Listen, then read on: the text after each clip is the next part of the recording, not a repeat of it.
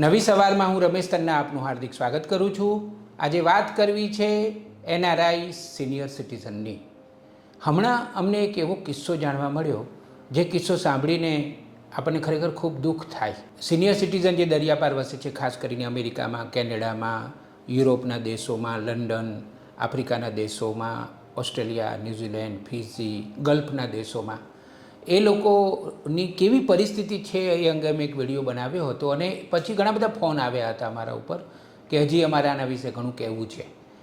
હમણાં જે એક કિસ્સો મને જાણવા મળ્યો, એ કિસ્સો બહુ જ પીડા આપે એવો છે, એટલે તે શેર કરું છું અને થોડી મારે ચર્ચા પણ કરવી છે। વાત લંડનની છે। લંડનમાં બે ભાઈઓ રહે, જુદા જુદા સગા ભાઈઓ, વેલ સેટેડ। એમના મમ્મી પપ્પાને એ લોકોએ યોગ્ય સમયે ભારતમાંથી ત્યાં બોલાવી લીધા અને બંને માતા પિતા વારા પરથી ભાઈઓના ઘરે રહેતા હતા અને માનું અવસાન થયું। પિતા હજી પણ હયાત છે, જેમની ઉંમર લગભગ 95-96 વર્ષની છે। હવે થયું એવું કે પિતાજી થોડો સમય ભાઈના ત્યાં રહે, થોડો સમય નાના ભાઈના ત્યાં રહે અને થોડો સમય મોટા ભાઈના ત્યાં રહે, એવું બનતું હતું। હવે જે નાનો ભાઈ છે ને, એમને કોઈ સંતાન નહોતું, પતિ પત્ની બંને રહેતા હતા। એમના પત્નીનું પણ કેન્સરને કારણે અવસાન થયું અને નાના ભાઈને આ સંસારમાંથી રસ ઉડી ગયો।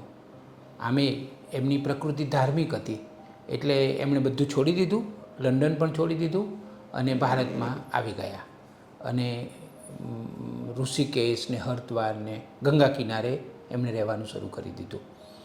મોટો ભાઈએ કહ્યું કે ભાઈ તું તો હવે સાધુ થઈ ગયો, પણ પિતાજીને કોણ રાખશે? એટલે બધી ચર્ચા થતી હશે। પિતાજી મોટા ભાઈના ત્યાં હતા અને એક દિવસ મોટા ભાઈએ પોતાના 95-96 વર્ષના પિતાજીને લંડનથી દિલ્હીની ફ્લાઇટમાં પ્રેમથી બેસાડી દીધા અને ભાઈને ફોન કરીને કહી દીધું કે હવે પિતાજીની જવાબદારી તમારી છે, હું એકલો શું કામ કરું? આ સત્ય ઘટના છે। આ ઘટના મેં સાંભળીને ત્યારે હું આમ દ્રવિત થઈ ગયો અને એવું ગુજરાતમાંય બને છે। કોઈ લોકો એવું કહેતા હોય ને કે અમેરિકામાં ડોલર છે ને યુરોપમાં પાઉન્ડ છે કે યુરો છે કે એને કારણે ત્યાં ભૌતિકતા વધારે છે અને સ્વાર્થ વધારે છે, એવું હું બિલકુલ માનતો નથી। ભારતમાં અને ગુજરાતમાં પણ આવા બનાવો બને જ છે, પરંતુ માતા પિતાને પોતાની છેલ્લી વયમાં આવું બધું સહન કરવું પડે, એટલે હું આમ વિચાર કરતો હતો કે જ્યારે પેલા પિતા ફ્લાઇટમાં બેઠા હશે લંડનથી દિલ્હી આવવા માટે, ત્યારે એમના મનમાં શું ચાલતું હશે? 95-96 વર્ષની ઉંમર છે, હવે એ પોતે કશું કરી શકે એમ નથી। ભગવાને એમને 2 દીકરાઓ આપ્યા। દીકરાઓ હોય એટલે ચિંતા ઓછી હોય, જોકે એવું જાણવા મળે છે કે દીકરાઓ કરતાં દીકરીઓ હોય ને તો વધારે સારું, અને મોટી ઉંમરે દીકરીઓ પોતાના માતા પિતાની ખૂબ કાળજી રાખતી હોય છે। એવા એક નહીં અનેક બનાવો મેં જોયા છે। મૂળ મુદ્દો એટલો છે કે આપણે આપણા માતા પિતાને કેમ આ રીતે જોતા થઈ ગયા છીએ? એવું આપણે યાદ નથી રાખતા કે આપણે નાના હોઈએ છીએ ત્યારે આપણા માતા પિતા આપણી કેટલી કાળજી રાખે છે। એક રૂમમાં 10 લોકો 15 લોકો મોટા થઈ જાય છે, પણ 15 રૂમમાં માતા પિતા સચવાતા નથી। કેવી કરુણ વાસ્તવિકતા છે। આ કિસ્સો મને એક બહેને કહ્યો। એ બહેન એનઆરઆઈ જ છે, પણ હવે અહીંયા ભારતમાં રહે છે। એમની સાથે મારી ખૂબ ચર્ચા થઈ। ટેમ્પામાં રહેતા અમારા હિંમતભાઈ પારેખ પણ વિડીયો જોઈને ફોન કરીને કહેતા હતા કે રમેશભાઈ, આના વિશે મારે ઘણી વાતો કરવી છે તમારી સાથે, સિનિયર સિટીઝનોના સંદર્ભમાં। અને બીજા ઘણા લોકોએ પણ મને કહ્યું છે। સિનિયર સિટીઝનો વિશે અમે શાંતિનિકેતનનો એક વિડીયો બનાવ્યો હતો। ફ્લોરિડા રાજ્યમાં ઓર્લેન્ડોની બાજુમાં આવેલું છે અને શાંતિનિકેતનમાં બધા વડીલો ખૂબ પ્રેમથી રહે છે। એનો વિડીયો જો તમે ના જોયો હોય તો નવી સવારમાં જઈને જોઈ લેજો। એ વિડીયો લોકોને ખૂબ ગમ્યો છે અને એ વિડીયો પછી અહીંયા અમદાવાદના ઘણા બધા લોકોએ મારો સંપર્ક કરીને કહ્યું કે અમેરિકામાં તો લગભગ 18થી 20 લાખ ગુજરાતીઓ છે, તો એમાં વડીલોની સંખ્યા બહુ હશે, તો એક ખાલી શાંતિનિકેતન, એક શાંતિનિકેતનથી થોડું ચાલે। તો ફ્લોરિડામાં હજી આવા વધારે શાંતિનિકેતન કરવા જોઈએ અને ઓછામાં ઓછા 5,000 ગુજરાતી વડીલો રહી શકે એવી સગવડ કરવી જોઈએ. અને શાંતિનિકેતનનો વિડીયો જોયા પછી પાછા અનેક લોકોના મેસેજ આવ્યા છે કે અમારે પણ આમાં જવું છે, અમારે પણ આમાં જવું છે. વડીલોને કેવી રીતે સાચવવા એ સમાજની જવાબદારી છે.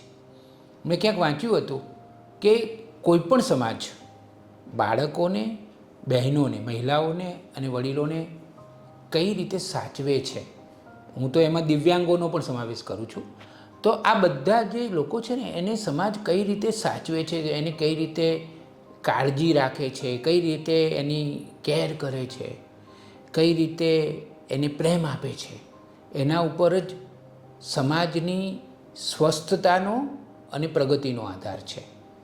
માત્ર જીડીપી વધારે હોય ને ખૂબ સારી સગવડો હોય ને રસ્તાઓ સારા હોય ને ખૂબ પૈસા હોય એટલે બધું સારું છે એવું માની લેવાની જરૂર નથી. વડીલોને આપણે કેવી રીતે સાચવીએ છીએ એના ઉપર બહુ જ મોટો આધાર છે. અને જ્યારે બાળક હોય છે ને, જે વિડીયો યુવાનો જોઈ રહ્યા છે એમને મારે ખાસ કહેવું છે કે આપણે જ્યારે બાળક હોઈએ છીએ ત્યારે આપણા માતા પિતા આપણી કેટલી બધી કાળજી રાખતા હોઈએ છીએ, બહુ જ કાળજી રાખતા હોય છે. માતા છે ને દિવસ રાત પોતાના સંતાનો માટે થાય એટલું કરે, પોતે જમે નહીં. પેલી બોટાદકરની કવિતામાં આવે છે ને એમ, એ પોતે ભીનામાં સૂઈ જાય પણ સૂકામાં તો સંતાનને જ સુવાડે. વધ્યું ઘટ્યું હોય એટલું ખાઈ લે પણ પોતાના સંતાનોને વધારે ને વધારે રાજી રાખવાનો પ્રયત્ન કરે. એને ભાવતું હોય એટલું જમવાનું બનાવે, દિવસ રાત કામ કરે આપણી મા. અને આપણા પિતા દિવસ રાત ઓફિસમાં કામ કરે. એમને એવું હોય કે ભાઈ હું કઈ રીતે મારા સંતાનોને, એમને સતત ચિંતા થતી હોય કે આની ફી ભરવાની છે, આને કપડાં નવા લાવી આપવાના છે. એ ફાટેલા શર્ટ પહેરે, ઘસાયેલા શર્ટ પહેરે, પણ પોતાના સંતાનોને તો મનગમતા નવા શર્ટ જ અપાવે, ખર્ચની ચિંતા પણ ના કરે. એવા માતા પિતા ઘરડા થાય, વૃદ્ધ થાય એટલે આપણે એમની કાળજી ના રાખીએ એ કેટલી મોટી કરુણ વાત કહેવાય. હું તો એને એમ માનું છું કે પાપ જ કહેવાય. એક પાઠ આવતો તો એ તમને યાદ કરાવડાવું કે એક નાનકડા છોકરાને લઈ અને એમના પિતા દુકાને જાય છે અને દુકાને તો ઘરાકી હોય પણ ત્યાં એક કાગડો આવીને બેસે છે. તો એ એમના પપ્પાને આમ ખભા ઉપર હાથ મૂકીને નાનકડો છોકરો કહે છે કે જુઓ બાપા કાગડો. તો એના બાપા કામ કરતાં કહે છે હા બેટા કાગડો. પછી બીજી વાર કહે છે, ત્રીજી વાર કહે છે, અસંખ્ય વાર કહે છે કે જુઓ બાપા કાગડો, બાપા કાગડો. અને સહેજ પણ કંટાળ્યા વગર, ગુસ્સે થયા વગર બાપા કહે છે કે હા બેટા કાગડો, હા બેટા કાગડો. પછી સમયનું ચક્ર ફરી જાય છે અને એ બાળક છે એ મોટો થઈ જાય છે ને એ દુકાન સંભાળે છે અને પેલા જે જુવાન હતા પિતા એ તો ઘરડા થઈ જાય છે. તો એ મોટી ઉંમરે 75-80 વર્ષની ઉંમરે આવીને બેસે છે અને ત્યાં પાછો એ જ કાગડો, એટલે કાગડો તો બદલાઈ ગયો હશે પણ એ કાગડો આવીને બેસે છે. ત્યારે કહે છે જો બેટા કાગડો. તો પહેલી વાર તો કહે છે કે હા બાપા કાગડો, પણ પછી અકળાઈ જાય છે. હા બાપા હા કાગડો. એમાં શું છે વળી, શું આ બોલીને ટાઈમ બગાડો છો? તો આ પાઠમાં આપણને શીખવાનું એ મળે છે કે ધીરજ રાખવાની છે. અને આપણા માતા પિતા જ્યારે ઘરડા થઈ જતા હોય છે ને ત્યારે બાળક જેવા થઈ જતા હોય છે. તો આપણે જાણે બાળકને સાચવતા હોઈએ ને. અને હું સાચું કહું ને તો મને તો ઘણીવાર એવું લાગે કે આપણે ભગવાનને શોધવાની જરૂર જ નથી. આપણા માતા પિતા છે ને એ જ આપણા ભગવાન છે. માતા પિતા એ ભગવાન જ છે. સાક્ષાત પરમાત્માનો કોઈ અંશ હોય ને તો એ માતા પિતા જ છે. એટલે માતા પિતાને જેટલા સાચવીએ ને એટલું આપણને પુણ્ય મળે, જો પુણ્યમાં માનતા હોઈએ તો. અને જો પુણ્યમાં ન માનતા હોઈએ તો હું એટલું તો કહું જ કે એટલી મનની પરમ શાંતિ મળે, સંતોષ થાય, આનંદ થાય. આ બહુ જ મહત્ત્વની વાત છે. દરિયાપાર વસતા સિનિયર સિટીઝનોને મારે કહેવાનું છે કે કોઈ પણ સ્થિતિમાં પ્રસન્ન રહો. અમે ગુજરાતમાં અમદાવાદમાં એવી એક સંસ્થા ઝડપથી બનાવી રહ્યા છીએ, NRI પેરેન્ટ્સ ફેમિલી, જેમના સંતાનો વિદેશમાં હોય અને માતા પિતા અહીંયા હોય અમદાવાદમાં અને ગુજરાતમાં. એવા લોકો માટે એક અમે બહુ ઝડપથી સંસ્થા બનાવી રહ્યા છીએ. અને આપણે બધા પ્રેમથી રહીએ, એકબીજાને સહયોગ કરીએ, એકબીજાની કાળજી રાખીએ.